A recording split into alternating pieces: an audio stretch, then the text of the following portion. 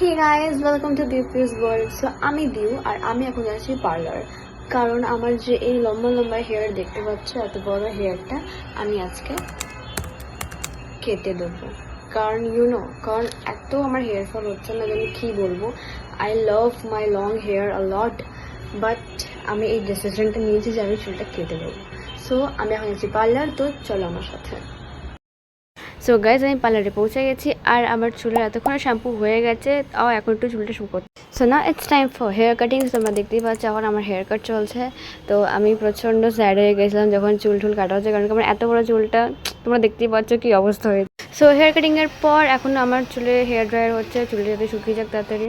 So চুল শুকিয়ে যাবার পর এখন আমার চুলে সেটিং হচ্ছে, মানে আমি লেয়ার কাট কেটেছিলাম তো সেটাকে একটু কার্ল করে একটু অ্যাডভান্স লেভেলে দেখানোর জন্য একটু কার্ল অন করছে। পুরো সেটিং হয়ে যাওয়ার পর একটু পার্লারের দিদিটাও নিয়ে ফোনের মধ্যে একটু শ্যুট করে নিল।